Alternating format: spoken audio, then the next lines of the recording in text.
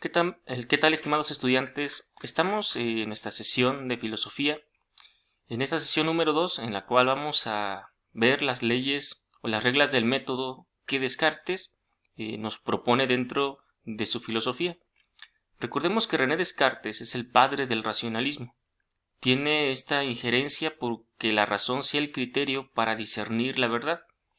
Recordemos que Descartes tiene estas nociones de que la ciencia tiene que hacerse patente en el descubrimiento de las verdades, pero también en desechar aquellos tratados o recursos que son falsos y que también se han heredado como si fueran una verdad científica cuando no están sometidos bajo la racionalidad y el criterio de la ciencia.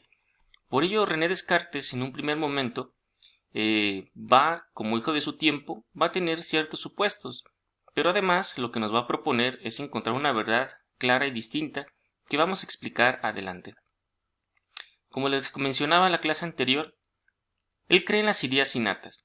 Las ideas innatas son parecidas a las que tenían los griegos respecto a que tenemos unas ideas que yacen ya en nuestro ser como parte de nuestra esencia y que en la filosofía griega solamente era recordarlas.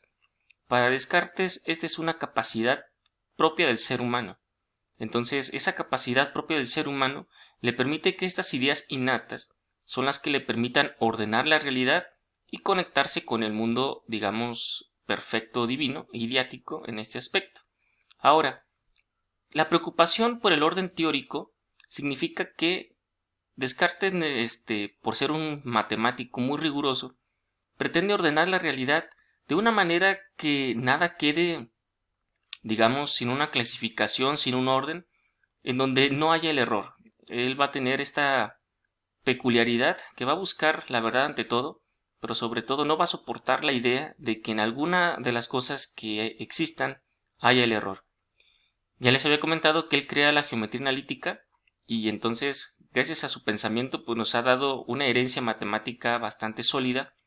Y entonces, así como él plantea su orden matemático, su filosofía pues también va a tener esta característica, al menos en forma de deseo, de que también su filosofía tenga tanta rigurosidad que en ella no haya el error.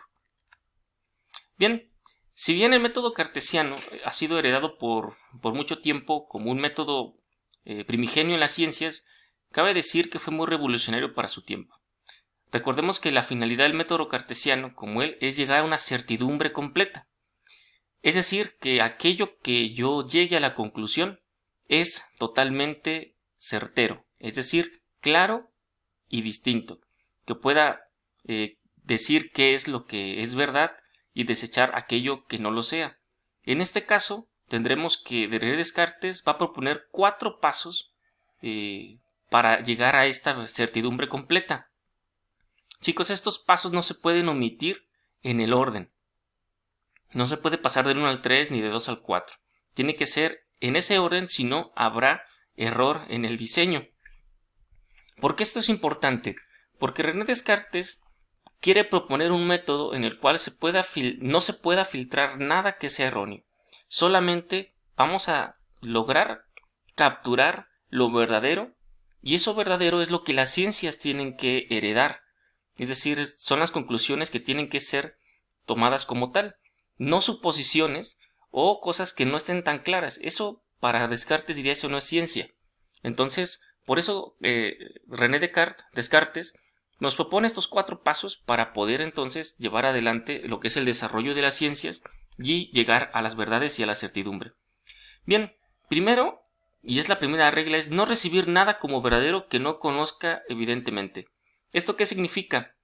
Que no vamos a asumir cualquier propuesta, sea de la ciencia, sea de la filosofía o de la teología, en primera instancia como verdadero solamente porque ellos me los dicen, sino que tengo yo entonces que tener la capacidad de poder comprobar eso.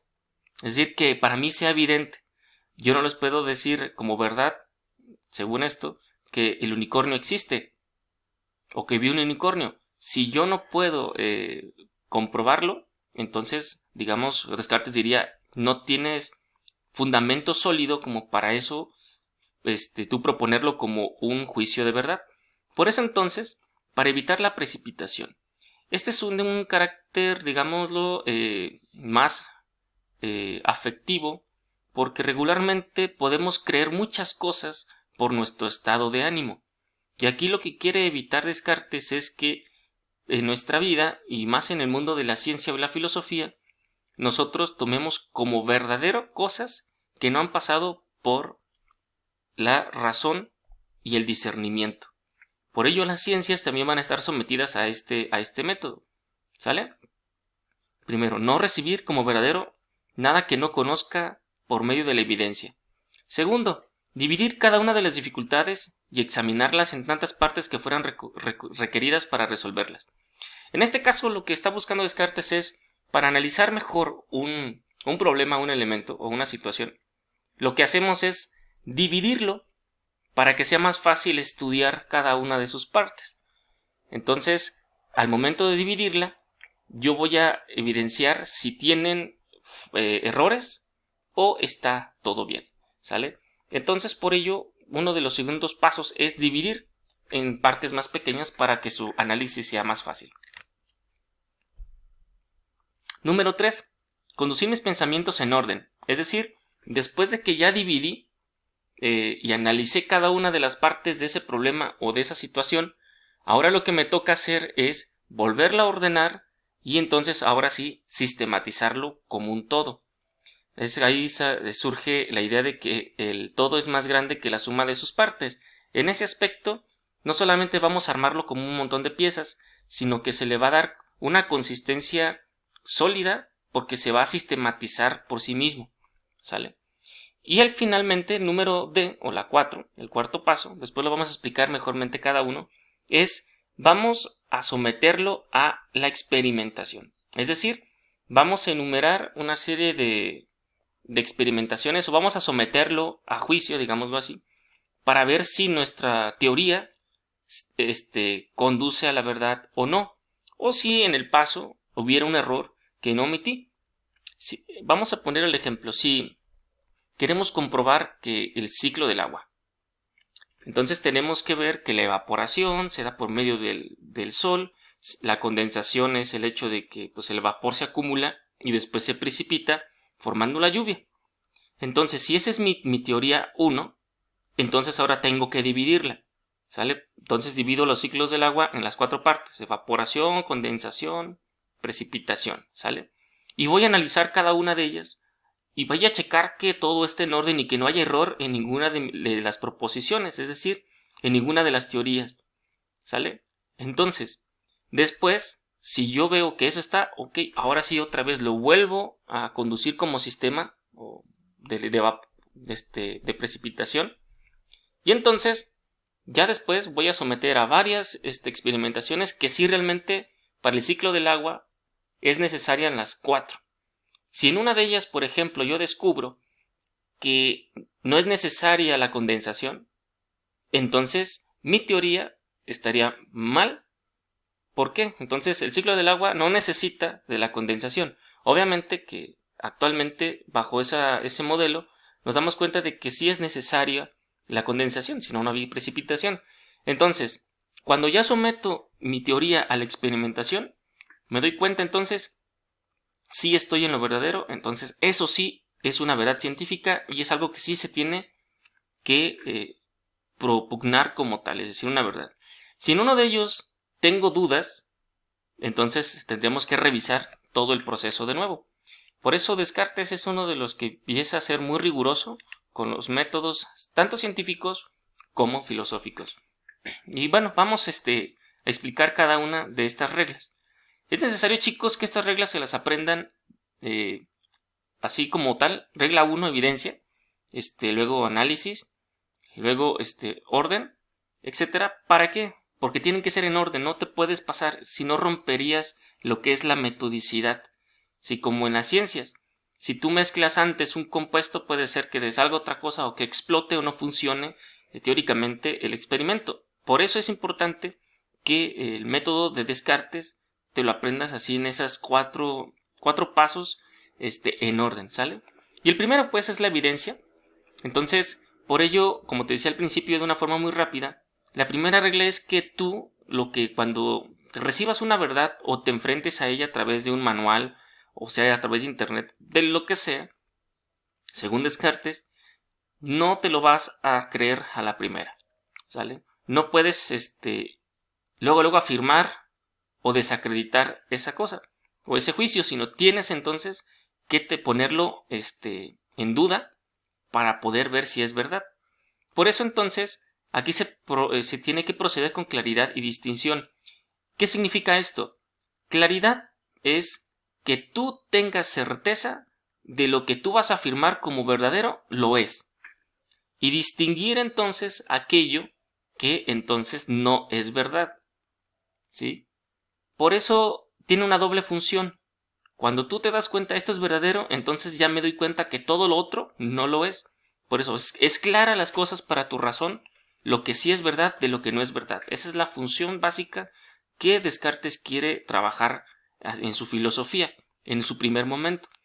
Por eso además es una invitación a tomar una distancia crítica de todo lo que las ciencias, la tecnología, la política, la economía nos ofrece, ¿sí? A veces nos podemos ir con la finta de muchas cosas y nos la creemos a la primera y resulta después de analizarla poquito pues que es falso. Y es ahí entonces donde Descartes dice no puede la humanidad ni la sociedad basarse en supuestos que no tienen claridad de que sean verdad. Por eso lo primero es evidencia. Sacar las evidencias concretas o lógicas para que eso para mí sea una verdad que valga la pena creer. ¿Sale? Por eso, en un primer momento, ¿de quién depende someter a juicio? No les toca solamente a los científicos, le tendría que tocar a todos por una condición bien sencilla, que todos y cada uno de los seres humanos poseemos la capacidad racional. Por eso Descartes diría que todo hombre tiene que someter a juicio todas las cosas que se le presenten como una verdad. Y una verdad que a veces se hereda de forma, ¿cómo decirlo? Pues sí, por costumbre. Recordemos que mucho tiempo se creyó que la Tierra estaba en el centro y que el Sol giraba alrededor de él. Después, con la profundidad científica, se dan cuenta que no es así. Y entonces, pues lo que era por costumbre creerla, pues se somete al juicio de la racionalidad y nos damos cuenta de que podemos descubrir más cosas. Por eso es importante que estas 4 reglas las vayas entendiendo como un método para comprobar un juicio, para someterlo a juicio, o si bien para desechar esa verdad que se heredó como una falsedad, o bueno, como una verdad, pero que resultó ser falsa. De manera que la ciencia, lo único que puede heredar como conocimiento o proponer como verdad, sea algo que realmente le tenga certeza. Y certeza entonces entendemos que es que se vea con claridad y distinción lo que es verdadero y lo que es falso. Y bien chicos, ahorita vamos a detenernos aquí y ahorita vamos con la siguiente regla, las otras 3 reglas que nos faltan del método de Descartes.